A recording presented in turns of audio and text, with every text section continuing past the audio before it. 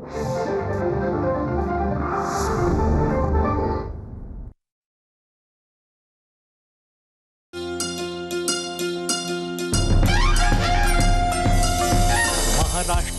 रसना जपते नवीन वाटा अनवट स्वाद, त्या वाटांवर खाद्य संस्कृती मना मनाला घाली साध.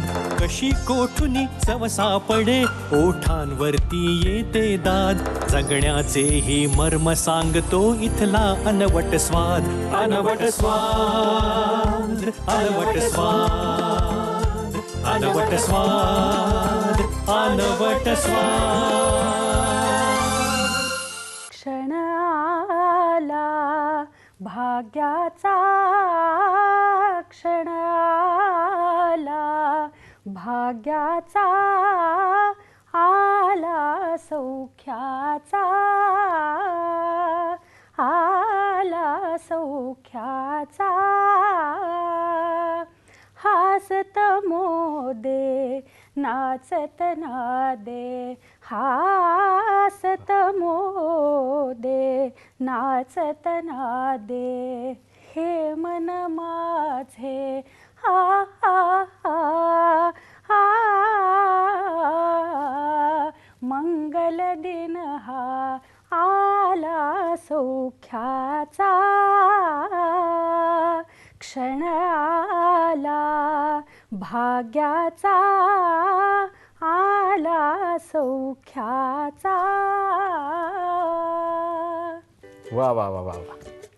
क्षण हा आला भाग्याचा, अर्थात आनंद, उत्साह आणि समृद्धी आणणारा सण म्हणजेच दिवाळी.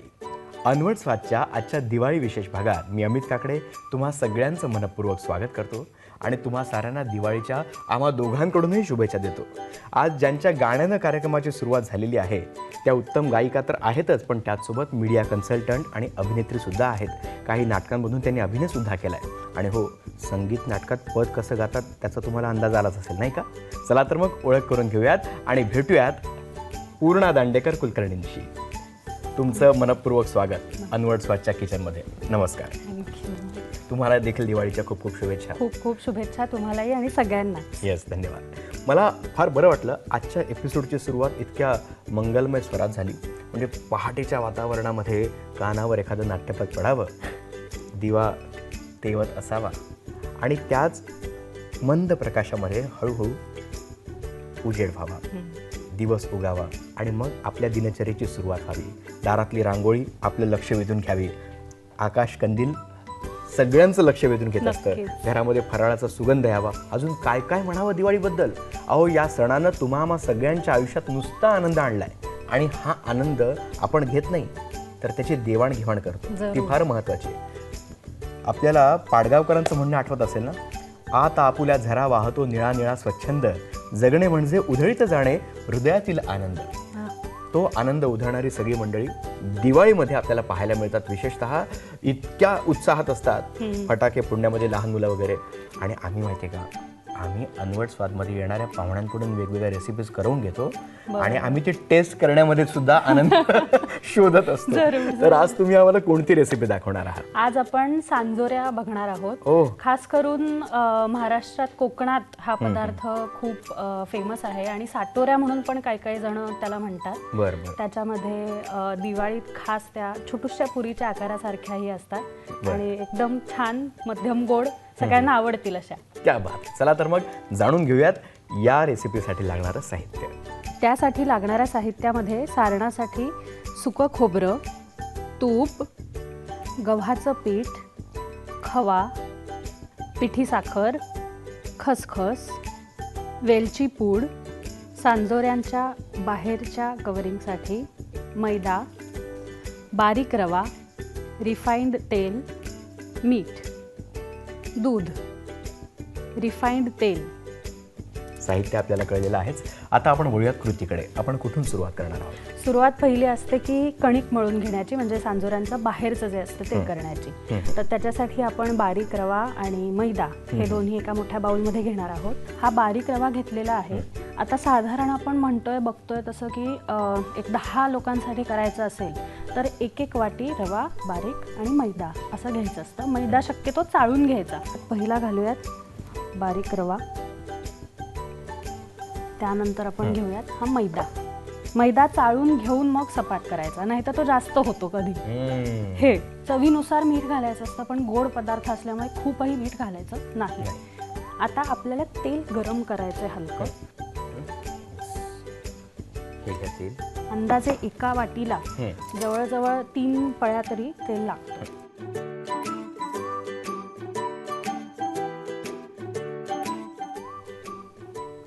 तुम्हाला स्वयंपाकाची आवड कशी निर्माण झाली? म्हणजे गाणं एकीकडे, तुम्ही मीडिया कन्सल्टंट आहात, अभिनय सुद्धा करता. अगदी खरं सांगायचं झालं तर माझ्या आजीला खूप आवडतो स्वयंपाक करायला आणि तिचं बघून बघून मी खूप शिकले. अच्छा. आईला माझ्या आवडायचं बेकिंग आणि त्यासाठी जे जे लागायचं ते एक एक करून आम्ही आणत गेलो आणि आईकडून मला बेकिंगची पण आवड लागली. मग त्याच्यामध्ये मी शाळेत असताना थोड्या कॉम्पिटिशनमध्ये भाग घेतला आणि हो, अगदी सांगायचं झालं तर कॉलेजमध्ये असताना मी जर्मन शिकल्यामुळे चीज केक जर्मनचा एक स्पेशल असतो जो ॲपल सिनेमन चीज केक असतो. वा, तुम्ही जर्मन भाषा पण बोलता? येस. बरं, जर्मन भाषेमध्ये दिवाळीच्या शुभेच्छा द्या बरं. ओह, हेrzlichen Glückwunsch zum Diwali. ओके, मला काय नाही कळलं.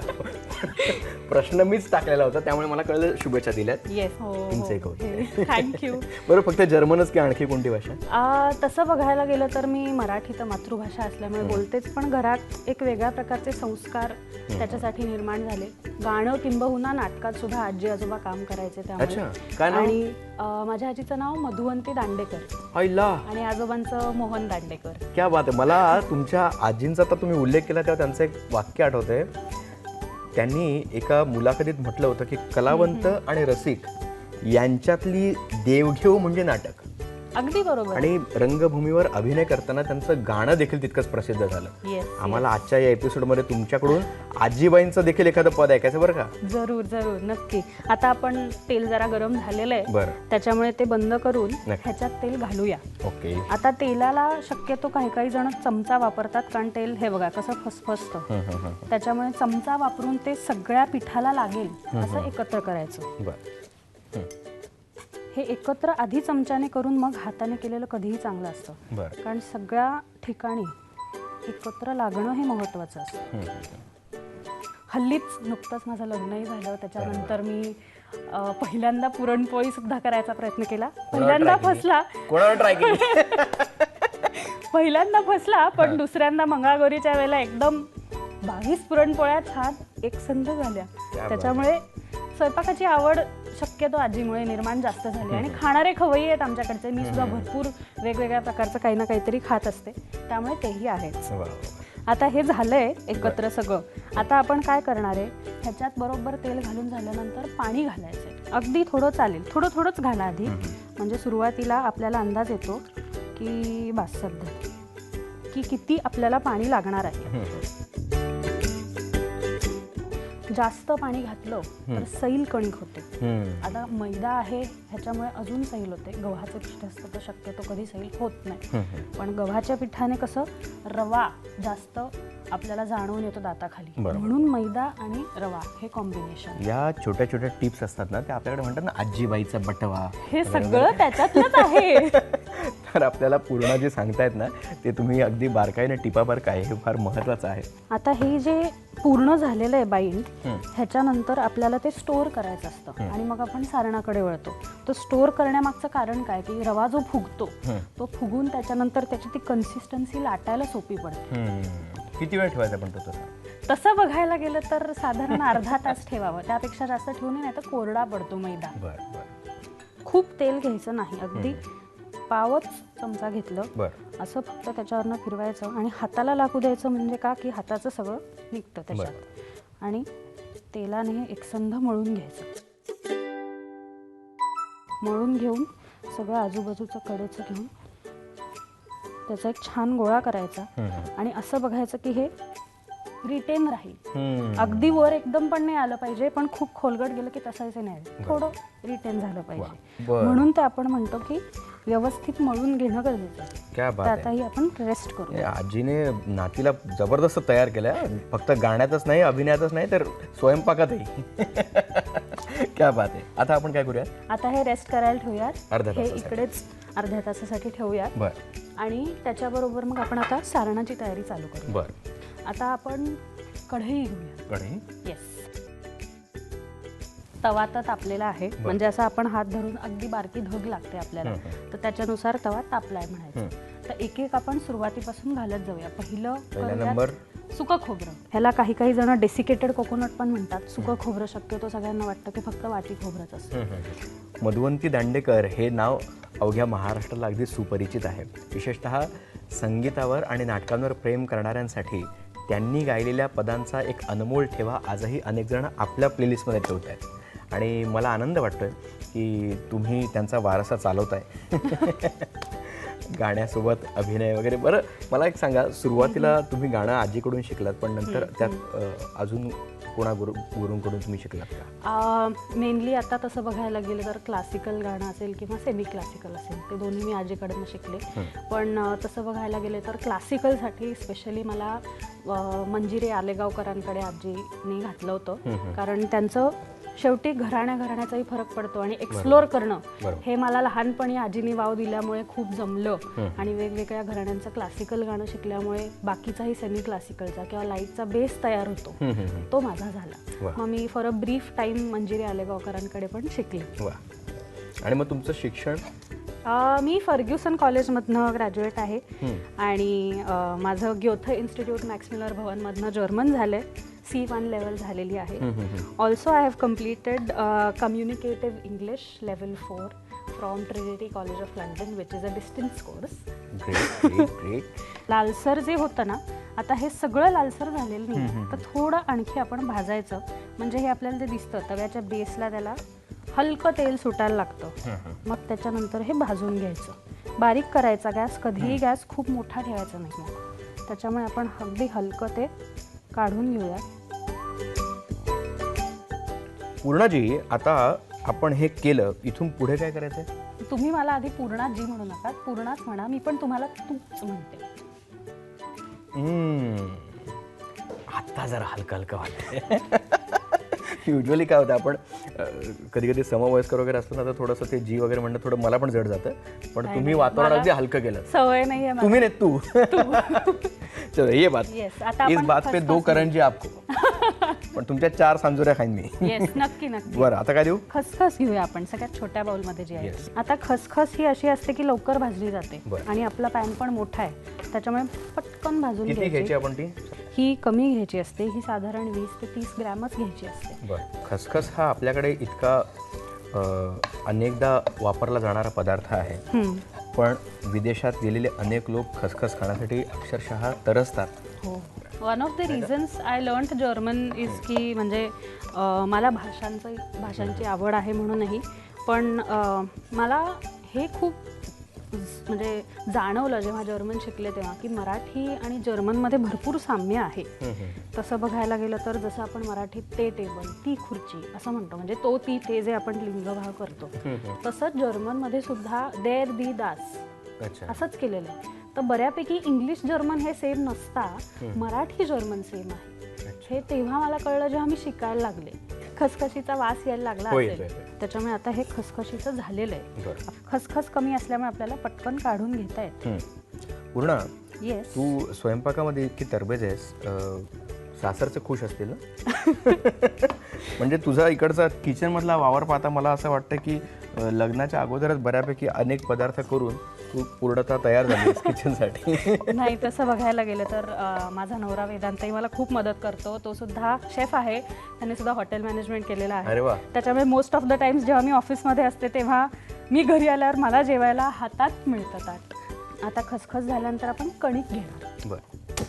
आणि बारीक ठेवायचा गॅस. कणिक घालून झाली की मग मध्यम करायचा.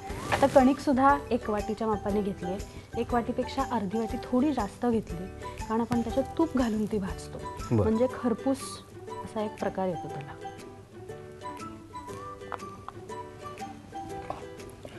आपण एक छोटीशी विश्रांती घेऊया, तोपर्यंत हे भाजून होतं. कुठे जाऊ नका, पाहत राहा अनवट स्वाद. मस्त खा, स्वस्त राहा. अनवट स्वाद. तुम्ही पाहताय अनवट स्वादचा आजचा दिवाळी विशेष भाग आणि आपल्यासोबत आहे पूर्णा दांडेकर कुलकर्णी, जी आपल्याला सांजोऱ्या कशा बनवतात ते दाखवते. तर ब्रेकनंतर तुम्हा सगळ्यांचं पुन्हा एकदा मी स्वागत करतो. आणि आता बहुतेक हे सगळं मिश्रण भाजून झालंय का? येस हां? येस, गॅस बंद केलेला आहे. हां. आता आपल्याला बाउलमध्ये काढायचं आहे. ये बात. पडेल. कणकीत अगदी खरपूस रंग आलाय. जास्त लाल रंगही येऊ द्यायचा नाही, नाहीतर कणिक सुद्धा अगदी जास्त लाल झाली तर सांजोरीचा रंग बदलतो. बरं. आता आपण लास्ट भाजायचा पदार्थ म्हणजे खवा. लगेच भाजून होत असल्यामुळे पहिला तो मोडायचा. बरं. मोडला की जेवढी गॅसमध्ये हीट आहे, मी अजून गॅस लावला नाही, जेवढी हीट आहे तेवढ्यावर भाजून होत असेल तर बघायचा, नाही तरच गॅस लावायचा. बरं. आणि खवा हा, हे बघ, तूप लगेच सुटायला लागतं.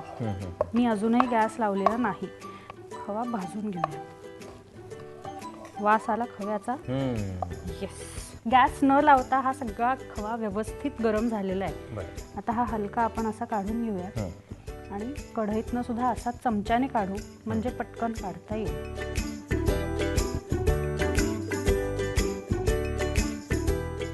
आता हे सगळं जवळपास थोडं कोमट गरम असतं, तर तसं बघायला गेलं तर हातानेच आपल्याला एकत्र करायचं असतं. पण खवा जास्त करून गरम लागतो. 3 वाट्या पिठी साखर घ्यायची. बरं. घालू? हलकी हलकी घालायला. येस, बस. जमते ना? हो हो. आणि कधीही पिठी साखर आधी चाळून घेतलेली चांगली. आता मी ही चाळून घेऊन ठेवलेली आहे खालपासनं. बाऊल थोडा खोलगट असल्यामुळे मी चमच्याने म्हटलं. साधारण थोडा सपाट बाऊल असेल तर चमच्याची गरज पडत नाही. बरोबर. हलकी हलकी आता ह्याच्यात आपण पिठी साखर घालूया? घालूया. घाला. मला तुझ्या Yes, अभिनयाबद्दल पण जाणून घ्यायचं आहे. कारण मला मगापासून उत्सुकता लागली की कधी बरं हिनं पहिलं काम केलं असेल रंगमंचावर. तसं बघायला गेलं तर प्रायोगिक किंवा व्यावसायिक नाटकात मी शाळेतनंच काम केलं. 7वीत असताना एक Indian Institute of Film and टेलिव्हिजनचा एक कोर्स होता, वर्षभराचा डिप्लोमा. तो आमच्या शाळेने इंट्रोड्यूस केला होता. आपण एकीकडे पिठी साखर घालत राहू. पिठी साखर. तर तो इंट्रोड्यूस केल्यानंतर तो डिप्लोमाच्या जेव्हा शेवटी येतो तेव्हा त्याला एक नाटक असतं. तर ते माझं पहिलं व्यावसायिक नाटक होतं, साड्डा हक म्हणून. घाला घाला, चालेल. आणि साड्डा हक नावाचं ते नाटक होतं. त्याच्यामध्ये भरतनाट्य मंदिरात पुण्यात प्रयोग झाला होता. अप्रतिम प्रयोग झाला होता. आणि फॉर्च्युनेटली मी लीडला होते, म्हणजे काहीतरी थोडं मला जमत असेल नाटकातलं असं मला वाटतं. त्याच्यामुळे तिथून जो प्रवास चालू झाला तो मग पुढे मी कधी थांबलेच नाही. मग आतापर्यंत कोणकोणते प्रयोग केलेत वेगवेगळ्या नाटकांचे? साड्डा हक झाला. त्याच्यानंतर अजून एक तसंच प्रायोगिक नाटक होतं जे शाळेतनंच झालं. त्याच्यामध्ये तू मेरी असं त्याचं नाव होतं. बेसिकली ते आजी आजोबा आणि काका काकू हे जे जॉईंट फॅमिलीमध्ये राहणारी फॅमिली असतात त्याच्यावर बेस्ड नाटक होतं. त्याच्यानंतर कॉलेजमध्ये गेल्यानंतर अनेक एकांकिका असतील. एक विनोदोत्तम म्हणून स्पर्धा असायची. त्या स्पर्धेसाठी सुद्धा 3 पत्ती नावाचं नाटक होतं. यमदेव आणि त्याच्यानंतर पृथ्वीवरचा माणूस, जो अगदीच आता मरायला आलाय, त्याची ही कहाणी होती. म्हणजे एकदम छान विनोदी एकांकिका आपण जी म्हणतो तशी ती होती. त्याच्यात केलं. पण मला एक सांग, आजी संगीत नाटकांमध्ये काम करते, मग तू एक प्रयत्न केलास का संगीत नाटकामध्ये? संगीत नाटकात काम केलं आणि खरं सांगायचं तर खूप छान वाटलं त्याच्यात काम करून सुद्धा, आणि आणखी करायला आवडेलही. कोणतं नाटक होतं? संगीत शिक्का कट्यार म्हणून एक नाटक आहे, जे जवळजवळ 150 वर्ष जुनं होतं. भरतनाट्य संशोधन मंदिराच्या अंतर्गत त्यांनी ते रिवाईव्ह करायचं असं ठरवलं होतं. आता आपण ह्याच्यात पुढचं इन्ग्रेडियंट घालूयात, ते म्हणजे दूध. बस, आधी एवढं पुरे. येस. तर संगीत शिक्का कट्यार हे जे नाटक होतं, कोविडच्या आधीच्या काळात ते नाटक बरंचसं केलं आणि त्याचे 7-8 प्रयोग झाले. राज्य नाट्य स्पर्धेत सुद्धा घेतलं आणि त्याच्यात सुद्धा बरंच काही म्हणजे प्रयोगात शिकायला मिळालं. मुख्य म्हणजे मग आता तुझं मन काय म्हणतं, गाणं, अभिनय की मीडिया? मीडिया हा भाग असा आहे की जो पोटापाण्यासाठी करावा लागतो. आवड तितकीच आहे, पण हल्लीच्या कॉम्पिटिशनच्या ह्याच्यात गाणं फक्त तसं बघायला गेलं तर नाही पुरत. आणि ही सत्य परिस्थिती आहे. जेव्हा तुम्ही वशिलेगिरी करत नाही किंवा तुम्ही इतरांकडे हात पसरून मागायला जात नाही, तेव्हा खूप जण आपल्याकडे आपसुकी येतात, असं नाही. आणि ही म्हणजे मी बोलणं बरोबर असेल नसेल, पण I feel this is a topic की आपण जो बोलला पाहिजे खरं. त्यामुळे मला नाव घेऊन पुढे जायला आवडत नाही. म्हणजे मी मधुवंती दांडेकरांची नात असली तरी मला पूर्णा दांडेकर कुलकर्णी म्हणून कोणीतरी व्हायचं आहे. ह्यासाठी मी खूप कष्ट करते, प्रयत्न करते. आणि मीडिया हे माझं दुसरं प्रेम असलं तरी गाणं हे माझं पहिलं प्रेम कायमच असणार आहे. आणि त्याच्याबरोबर नाटक हे ओघाने येतं. वा, क्या बात. झालं का? येस, आता हे झालंय. आपण वेलची पूड घालूयात. वेलची पूड घालून झाली की आपलं हे मिक्सचर तयार आहे. आता आपण एक प्लेट घेऊयात आणि ह्याचे गोळे बनवूयात, म्हणजे हे सारण तयार. आणि आपली जी कणिक आहे ती आता आपण इकडे घेऊन येऊया. कणिक पण आणू? येस, हलका, खूप घट्ट नाही करायचा, असा धरायचा हातात. आणि पण तो बांधला जाईल का? येस, आपल्याला परफेक्ट सर्कल हवा असं काही नाही. अगदी हलका असा केला तरी पुष्कळ होऊन जातो. मग हे असे गोळे करून ठेवून द्यायचे.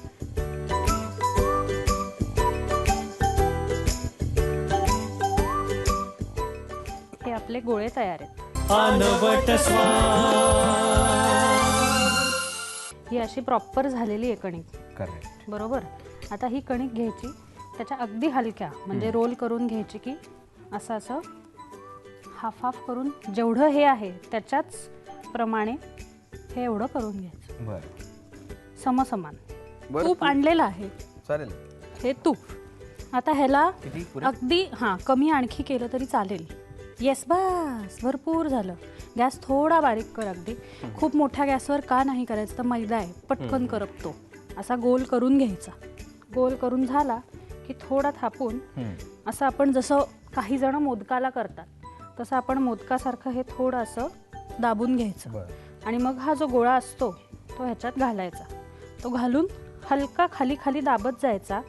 आणि खाली खाली दाबून हे जे आहे बाहेरचं ते सगळं वर आणायचं. एकत्र केलं की हलकं दाबायचं. आता ह्याच्यावर जास्त कणिक किंवा काहीच मी घेत नाहीये, कारण ते टाकलं की लगेच करपतं, म्हणजे कणिक करपते. म्हणून हे वर जी आपण खोचली आहे ती बाजू खाली घेऊन लाटायला घ्यायचं. आता हे झालं. आपण घातली तव्यावर की वरनं थोडं तूप लावायचं. लगेच 10 सेकंदांनी पडायची. आता हे बघ असं हलकं भाजायला लागलंय.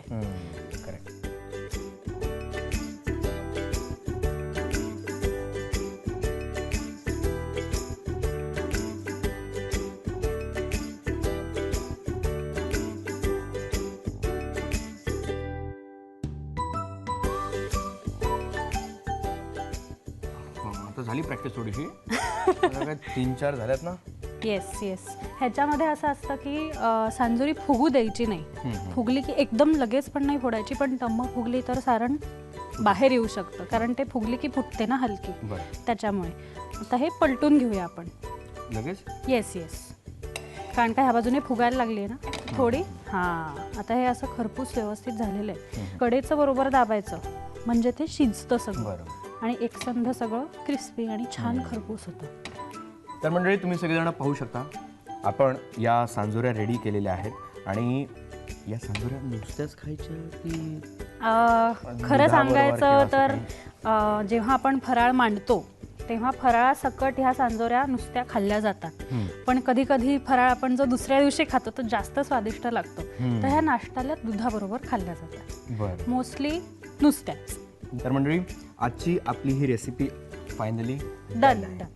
तुम्ही पाहू शकता त्या दिसायला तर आकर्षक आहेतच, पण त्याचसोबत टेस्टला कशा आहेत ते मी आता टेस्ट करून सांगतो. Yes yes. गरम आहे त्याच्यामुळे दुसरी घ्या.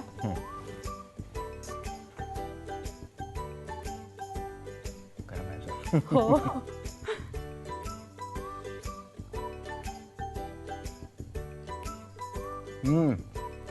वा, कमाल.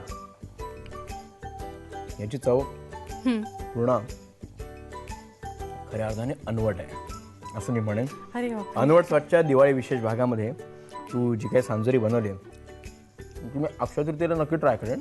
जरूर. आता यावर ताव मारणार. खूपच छान. तुम्ही पाहू शकता मी खाता खाता बोलतो त्यामुळे टेस्ट एकदम अप्रतिम आहे. तुला काय बोलायचं का तो बोलून घे. नाही, आय एम व्हेरी थँकफुल की मला ही ऑपॉर्च्युनिटी मिळाली आणि मला काहीतरी सादर करायचा वेगळा अनवट जे आपण म्हणतो तसा अनुभव मिळाला. त्यामुळे खूप खूप धन्यवाद. आणि माझं आवडतं गाणंही गायला मिळालं त्यासाठी तर अजूनच छान. फक्त एक ओळ म्हणशील का? आजींचं जे पद अतिशय गाजलेलं आहे ना त्याच्या 2 ओळी प्लीज. ऋतुराज आजवणी आला म्हणते.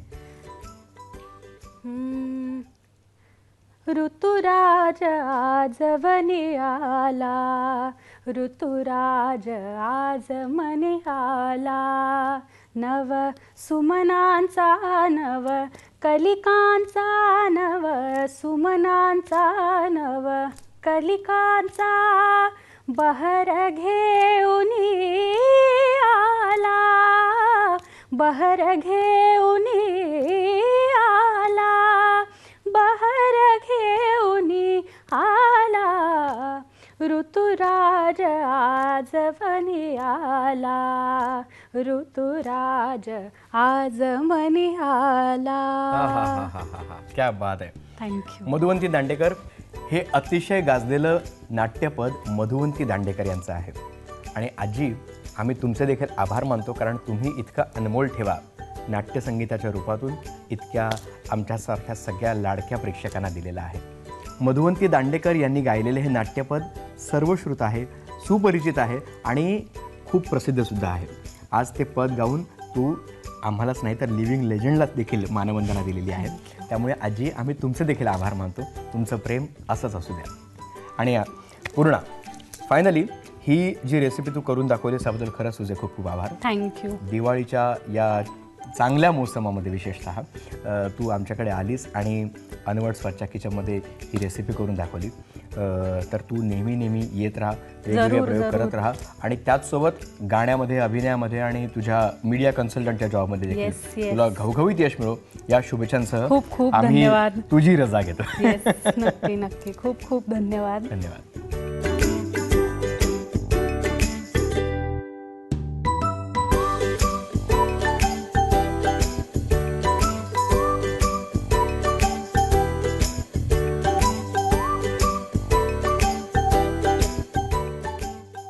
मंडळी, अनवट स्वादच्या पुढच्या भागामध्ये नव्या रेसिपीसह नव्या पाहुण्याला भेटूया. कुठे जाऊ नका, पाहत रहा अनवट स्वाद. मस्त खा, स्वस्थ रहा.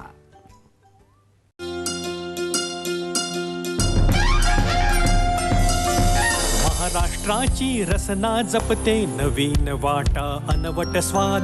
त्या वाटांवर खाद्य संस्कृती मना मनाला घाली साध. कशी कोठुनी चव सापडे ओठांवरती येते दाद.